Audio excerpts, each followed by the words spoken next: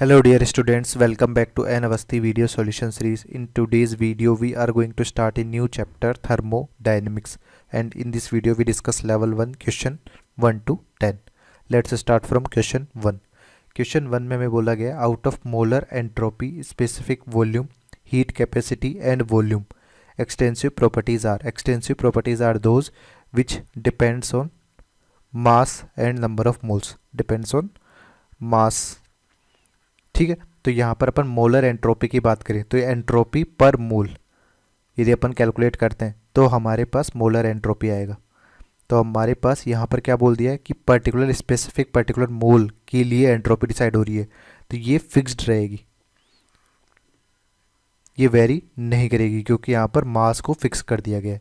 Similarly specific volume भी होगा क्या, वॉल्यूम पर यूनिट मास, तो ये भी हमारे पास क्या होगा, इंटेंसिव प्रॉपर्टी होगी। हीट कैपेसिटी की बात करें और वॉल्यूम की बात करें, ये दोनों ही हमारे पास क्या होगा, डायरेक्टली प्रोपोर्शनल होते हैं नंबर ऑफ मोल्स के। As number of moles changes then heat capacity और वॉल्यूम हमारे पास चेंज हो सकता है। जैसे कि हीट कैपेसिटी आप डिसाइड करते हो C equal to del Q upon N D T, inversely proportional वाला टाइप से रिलेशन देख सकते हो आप इसमें। यहाँ पर ये मोल्स पे डिपेंड करते हैं। Similarly P V equal to N R T से आप वॉल्यूम के बारे में बात करें तो वॉल्यूम जो होता है वो डायरेक्टली नंबर ऑफ मोल्स के बराबर हो जाता है। तो नंबर ऑफ मोल्स वेरी कर सकते हैं तो वॉल्यूम भी वेरी करेगा। तो ये दोनों के दोनों ही हमारे क्या हैं, एक्सटेंसिव प्रॉपर्टीज़ है, मास पे डिपेंडेंट है। और यहाँ पर मोलर एंट्रोपी और स्पेसिफिक वॉल्यूम जो है वो है इंटेंसिव। तो अपने को पूछा क्या गया है, अपने को पूछा गया कि एक्सटेंसिव प्रॉपर्टीज़ यहाँ पर कौन सी है, तो थर्ड और फोर्थ यानी ऑप्शन डी हमारा करेक्ट आंसर होगा। नेक्स्ट है out of internal energy, boiling point, pH and EMF of the cell intensive properties are. तो यहाँ पर बॉइलिंग पॉइंट, पीएच और ईएमएफ सेल ये हमारे पास मास से इंडिपेंडेंट होते हैं, तो ये इंटेंसिव प्रॉपर्टीज होंगे। बट इंटरनल एनर्जी जो होती है वो नंबर ऑफ मोल्स पे डिपेंड कर सकती है या स्पीसीज पे भी अलग से वेरी कर सकती है, क्योंकि आप इंटरनल एनर्जी जो निकालते हैं वो निकालते हैं F/2 nRT, जहाँ पर F जो है टोटल डिग्रीज ऑफ फ्रीडम है and N number of moles है। तो ये हमारी क्या हो जाएगी, एक एक्सटेंसिव प्रॉपर्टी हो जाएगी। तो यहाँ पर इंटेंसिव प्रॉपर्टी हमारे पास सेकंड, थर्ड और फोर्थ है, जो कि कौन से ऑप्शन में दी हुई है, option B is the correct answer. Next है third, thermodynamic equilibrium involves. Thermodynamic equilibrium में हमारे पास तीनों इक्विलिब्रियम का एग्जिस्ट होना जरूरी है, केमिकल इक्विलिब्रियम, थर्मल इक्विलिब्रियम और मैकेनिकल इक्विलिब्रियम। ये तीनों इक्विलिब्रियम एग्जिस्ट करती है तभी हमारा रिवर्सिबल प्रोसेस हो पाएगा। पर इन तीनों में से एक भी यदि इक्विलिब्रियम एग्जिस्ट नहीं कर रही है तो वहाँ पे थर्मोडाइनमिक इक्विलिब्रियम नहीं होगा, तो तीनों का होना जरूरी है। तो option D is the correct answer. फिर बोला गया which has maximum internal energy at 290 kelvin. 290 kelvin पर इंटरनल एनर्जी की बात करिए तो यू हमारे पास जो होता है वो F/2 RT, जहाँ F जो है वो डिग्रीज ऑफ फ्रीडम है। अब डिग्रीज ऑफ फ्रीडम जनरली अपन 3n देते हैं, where n is number of atom present in a molecule, number of atoms present in a molecule. तो हमारे पास जितने नंबर ऑफ एटम्स प्रेजेंट होंगी पर्टिकुलर किसी मॉलिक्यूल में उतना ही क्या होगा, उसका डिग्रीज ऑफ फ्रीडम निकल के आएगा और वही कोरस्पॉन्डली इंटरनल एनर्जी में भी कंट्रीब्यूट ज़्यादा करेगा। तो यहाँ पे नियॉन गैस के लिए अपन बात करें, यहाँ पे नाइट्रोजन गैस की बात करें और यहाँ पर ओजोन O3 गैस की बात करें तो सबसे ज़्यादा एटोमिसिटी ओजोन के केस में यानी n इक्वल टू 3 है, यहाँ पर n इक्वल टू 2 है और यहाँ पर हमारे पास n इक्वल टू 1 है। तो option C is the correct answer. Next है फिफ्थ, इसमें बोला गया a 10 gram piece of iron whose heat capacity is 0.45 joule per gram degree centigrade at 100 degree centigrade is dropped into 25 gram of water whose heat capacity is 4.2 joule per gram degree centigrade at 27 degree centigrade. Find temperature of the iron and water system at thermal equilibrium. तो हमारे पास होगा क्या कि जो iron sample है जिसका मास हमारे पास दिया गया 10 ग्राम और हीट कैपेसिटी C जो दी गई है वो 0.45 दी गई है, इसका टेम्परेचर जो दिया गया है दैट इज़ इनिशियल टेम्परेचर यहाँ पर 100 डिग्री सेंटीग्रेड है यानी 373 केल्विन है। ठीक है, इसको जब आप वाटर सिस्टम में इमर्ज करोगे, यहाँ पर वाटर सिस्टम में इमर्ज किया जिसका ऑलरेडी हमारे पास कैसा मास है 25 ग्राम वाटर है हमारे पास, यहाँ पर इसकी हीट कैपेसिटी जो दी गई है वो 4.2 ग्राम जूल पर ग्राम डिग्री सेंटीग्रेड दिया गया और उसका टेम्परेचर जो है वो 27 डिग्री सेंटीग्रेड है। 27 डिग्री सेंटीग्रेड यानी हमारे पास 300 केल्विन इसका टेम्परेचर दिया हुआ है 273 से ऐड करके। अब यहाँ पर होगा क्या, यहाँ पर फिनोमिना कुछ ऐसी होगी कि इनिशियली ये 100 डिग्री सेंटीग्रेड पे था, तो जैसे ही वाटर में इसको ऐड करेंगे तो ये अपना थोड़ा टेम्परेचर लूज आउट करेगा, ये 100 डिग्री सेंटीग्रेड से लेट से टी टेम्परेचर पे जाए, और यहाँ पर 27 डिग्री सेंटीग्रेड से क्या होगा, हायर टेम्परेचर वाले सब्सटेंस, तो इसका टेम्परेचर बढ़ेगा, इसका टेम्परेचर बढ़ेगा तो ये टी तक बढ़ गया, तो फाइनल टेम्परेचर इन दोनों का ही एक थर्मल इक्विलिब्रियम पर क्या होगा, सेम होगा। तो अपन हीट कैपेसिटी सी के बारे में यदि बात करें तो यहाँ पर जो हीट होता है उसको हीट कैपेसिटी से आप रिलेट कर सकते हैं M C delta T.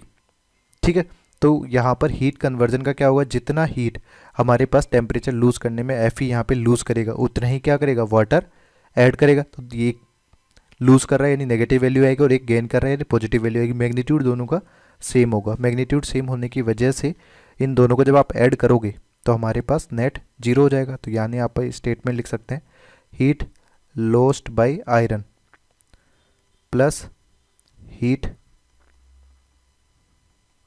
Gained by water equal to zero हो जाएगा। तो हीट लॉस्ट बाय आयरन हमारे पास जो हो जाएगा that is M C delta T.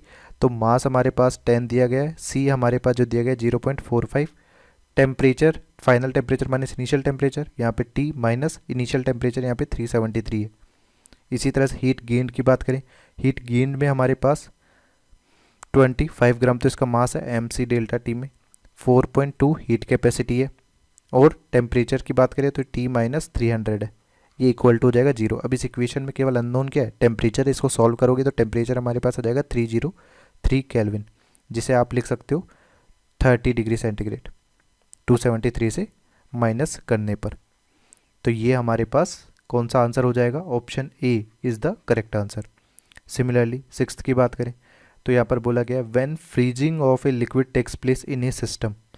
तो हमारे पास फ्रीजिंग में क्या होता है, टेम्परेचर रिड्यूस होता है, टेम्परेचर रिड्यूसेस। ठीक है, तो टेम्परेचर लेट से हमारे पास T2 से T1 जा रहा है जो कि लेसर है, यानी T2 is greater then T1। तो टेम्परेचर कम करने के लिए आपको क्या करना पड़ेगा, हीट लॉस करना पड़ेगा। हीट लॉस करेंगे यानी जो नेट हीट एक्सचेंज है वो क्या होगा, नेगेटिव होगा, Q लेस देन जीरो। तो हमारे पास option C is the correct answer. Next है सेवंथ, इसे बोला गया mechanical work is specially important in systems that contain. तो हमारे पास थर्मोडायनेमिक्स में जो अपन वर्क डिफाइन करते हैं that is minus P external into D V.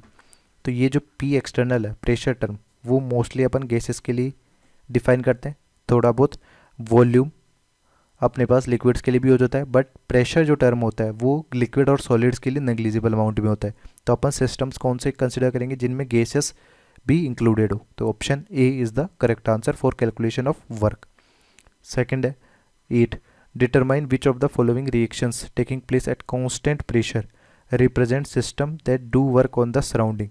तो हमारे पास सिस्टम जो है वो सराउंडिंग पे वर्क कर रहा है, तो हमारे पास work on the system, work on the system यदि अपन करते हैं तो इसका जो मैग्नीट्यूड होता है वो पॉजिटिव आता है, और work done by the system on the surrounding, work done by the system, ठीक है, ये जो होता है ये हमारे पास नेगेटिव होता है। ठीक है, अब अपने को यहाँ पर यही चीज़ देखनी है, इसमें कांस्टेंट प्रेशर बोला गया है। कांस्टेंट प्रेशर का सिंपल सा मीनिंग है कि आप जो minus P external into D V, ये आप डेल डब्ल्यू के लिए यूज़ करते हो, इंटीग्रेटेड फॉर्म आप यूज़ करोगे, इंटीग्रेटेड फॉर्म में डब्ल्यू हमारे पास जो जाएगा वो माइनस पी डेल्टा वी हो जाएगा, जिसको आप minus delta N G R T भी कर सकते हो। यहाँ पर डेल्टा एन जी हमारे पास क्या है, गैस ओनली है। तो फर्स्ट रिएक्शन के लिए जहाँ पर हमारे पास दिया हुआ है A G plus aqueous plus C L minus aqueous A G C L. ठीक है, तो इस पर्टिकुलर केस में हमारे पास डेल्टा एन जी की बात करें तो डेल्टा एन जी हमारे पास क्या होगा, जीरो हो जाएगा। सेकेंड के लिए अपन बात करते हैं, हमारे पास दिया हुआ है NH4Cl सॉलिड, ये कन्वर्ट हो रहा है किसमें, NH3 gas plus HCl gas. तो यहाँ पर डेल्टा एन जी जो हो जाएगा वो हो जाएगा 2 माइनस 0 2। इसी तरह थर्ड का केस देखते हैं, थर्ड में हमारे पास दिया हुआ है अमोनिया गैस, 2 मोल्स अमोनिया यहाँ पर है जो कि कन्वर्ट हो रहा है किसमें, N2 gas plus 3H2 gas. तो यहाँ पर डेल्टा Ng जो हो जाएगा वो हमारे पास कितना हो जाएगा, यहाँ पर 4 माइनस 2 यानी 2 हो जाएगा। ठीक है, तो दोनों ही केस में आप देखिए डेल्टा Ng जो है यहाँ पर पॉजिटिव है। तो R और T टेम्परेचर्स हमारे पास यहाँ पर कांस्टेंट कंडीशन में ही मान लेंगे, या कोई भी पर्टिकुलर वैल्यू जो भी है वो सभी रिएक्शंस के लिए क्या होगी, वैलिड होगी। तो इक्वेशन में अपने को देखना क्या था कि कौन कौन से केसेस में हमारे पास वर्क बाय द सिस्टम जो है वो नेगेटिव कैलकुलेट होकर आ रहा है। तो यहाँ पर डेल्टा Ng पॉजिटिव सेकेंड और थर्ड में, यहाँ पर तो W फर्स्ट वाले केस में तो क्या हो जाएगा, 0 हो जाएगा। यहाँ पर और यहाँ पर दोनों ही केस में जो वर्क होगा वो हमारे पास क्या होगा, नेगेटिव आ जाएगा। ठीक है, तो यहाँ पर दोनों ही केस में जो हो रहा है सिस्टम वो वर्क कर रहा है किस पे, सराउंडिंग पे। तो ऑप्शन हमारा कौन सा करेक्ट होगा, यहाँ पर second and third are the correct answer.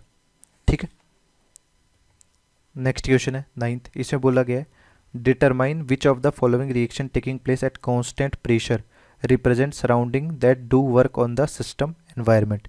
तो अपने पास वही बात, कांस्टेंट प्रेशर है, प्रेशर वाला टर्म बाहर आ जाएगा, तो वर्क जो हो जाता है वो माइनस पी डेल्टा वी इस तरह से हमारे पास कैलकुलेट होकर आएगा। तो अपने पास सिस्टम पे यदि वर्क हो रहा है, वर्क ऑन द सिस्टम, तो यहाँ पर ये वैल्यू जो आनी चाहिए वर्क की वो हमारे पास पॉजिटिव आनी चाहिए। ठीक, तो यहाँ पर अपने को यही बोला कि represent surrounding that do work on the system. तो अपने को यही देखना है कि डब्ल्यू पॉजिटिव किस किस केस में आएगा। तो ये जो वैल्यू है ये अपन माइनस डेल्टा Ng/RT के बेसिस पे भी देख सकते हैं। अब यहाँ पर देखिए ये गैसियस कंपोनेंट दिए हुए हैं, तो यहाँ पे डेल्टा Ng यदि अपन निकालें तो कितना होगा, 6 + 4 10 माइनस यहाँ पर 4 + 7 4 + 7, तो ये वैल्यू हमारे पास हो जाएगी 10 - 11 - 1। तो डेल्टा Ng यहाँ पर -1 आ रहा है, इस वजह से जो W होगा वो हमारे पास क्या आ जाएगा, पॉजिटिव आ जाएगा।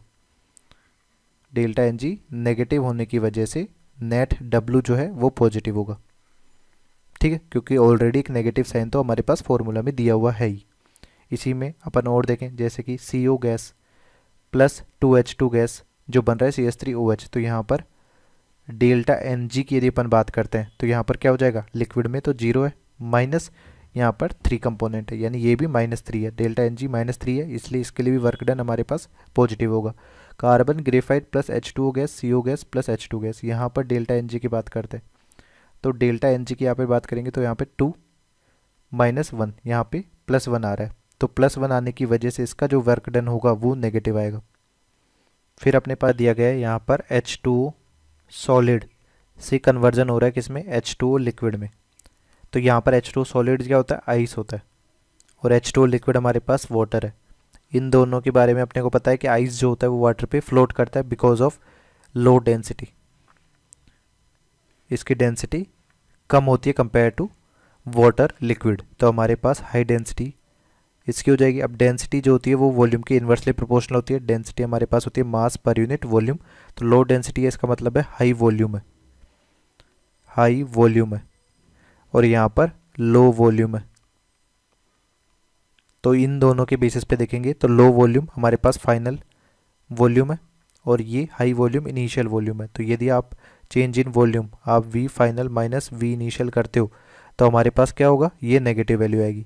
तो नेगेटिव वैल्यू हमारे पास W यदि आप निकालते हैं -P डेल्टा V, अब यहाँ पे माइनस साइन तो बाहर है ही, ये भी नेगेटिव यदि है तो नेट वर्क जो होगा हमारे पास वो क्या होगा, पॉजिटिव होगा। नेटवर्क पॉजिटिव किस किस केस में आ रहा है यहाँ पे, हमारे पास फर्स्ट सेकंड और फोर्थ। तो option D is the correct answer. Next है 10th, a sample of liquid in A thermally insulated container. Thermally insulated container का सिंपल सा मीनिंग है हीट एक्सचेंज जो है वो 0 है, Q = 0। फिर बोला गया is stirred for 2 hour by a mechanical linkage to a motor in the surrounding.